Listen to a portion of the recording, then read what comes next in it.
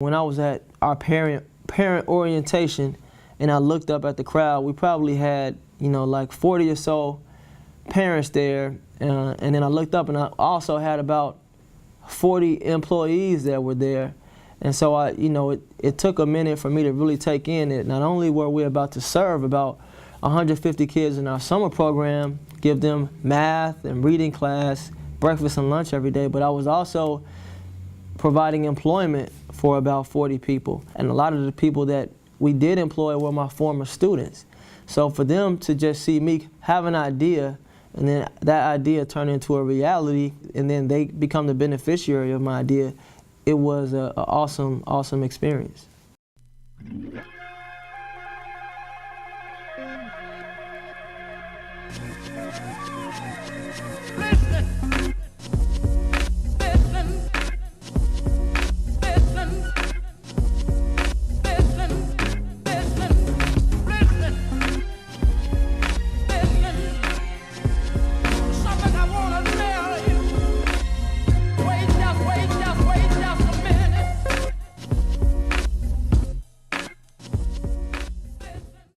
Found a very unique basketball camp. Let's bring in Joshua Mercer, who is the founder of Swish Dreams basketball camp.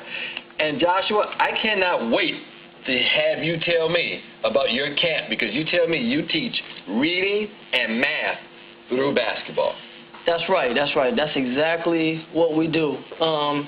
We take kids, we teach them math and reading through basketball. And every time I tell people that, they ask me, how do you do that? So real simple. If I say if Kobe Bryant takes 20 shots and he makes 10, what's his field goal percentage? What does that look like as a fraction? What does it look like as a decimal? If I'm teaching them geometry, I might say if a basketball court is 50 feet wide, 90 feet long, what's the perimeter? Doing reading or language arts problem, I might say compare and contrast Kobe Bryant and Michael Jordan. But the camp is 5 weeks long. During the first week, it's like an NBA-style training camp. At the end of that week, the players get drafted. They get assigned a certain value. While the league is going on, they have to do post-game interviews. Oh, wow. Pre-game interviews. They have to keep their own stats. They get traded, so they get to learn about salary cap. And then they have to vote on each other for an all-star game. They do commentary on each other. It looks like you just suffered from a really hard loss out there. You guys really got blown out. Tell me, what was the problem in that game? Well, the problem was I had so many turnovers. My teammates was coming to the ball, but I put most of the blame on me. Okay, why you blame yourself? Because I'm the leader, so I'm supposed to guide my teammates. Okay. They're able to not just relate what they learn to just being in a textbook, and they know that there are connections to academics, both in school but also outside of school, and the things that interest them, as well. So having them to be able to see the big picture and some of the things that they learn is really a great skill that we would want them to keep going with. So it's really valuable. Who knows what a SMART goal is and who actually has a SMART goal? I'm going to pick on this guy right here. A SMART goal is specific, measurable, attainable, realistic, and timely. Okay, good. Now, who has a SMART goal? We teach kids how to set goals. We teach them about teamwork, how to create a mission and a vision statement. We teach them geography. What part of the country is your favorite team located in? We teach them about, healthy eating. If you want to be a world-class athlete, these are the things that you should eat. And then in doing that, we also expose them to a myriad of different careers that relate to basketball. Professional athletes and NBA players and professional cheerleaders have gotten involved with our program. And we've had a host of other sports agents, strength and conditioning coaches, financial experts that help basketball players make financial decisions, and also even PR people who have helped them with media training and taught them how to speak in front of cameras. On the count of 3, everybody smiling. 1, 2, 3.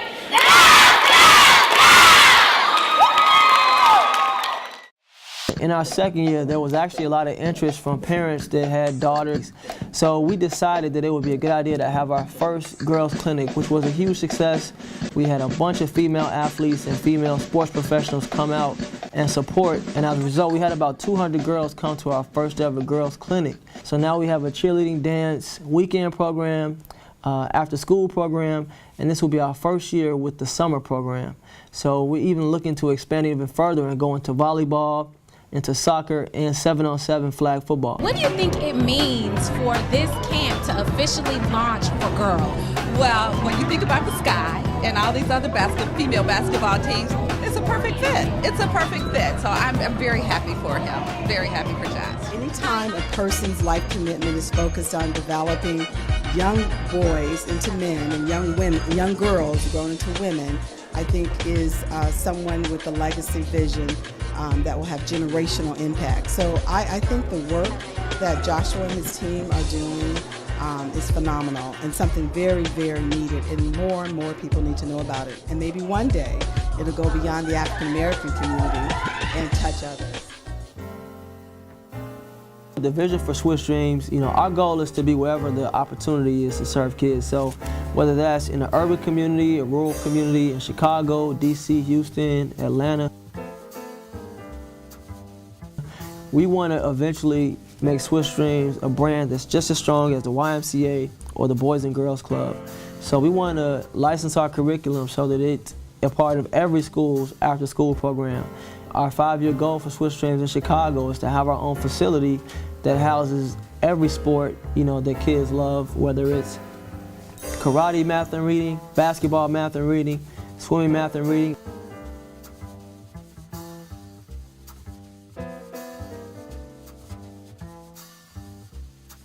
But we also want to expand the academic component to include the science. We want to be heavier on the engineering and the technology aspect as well. So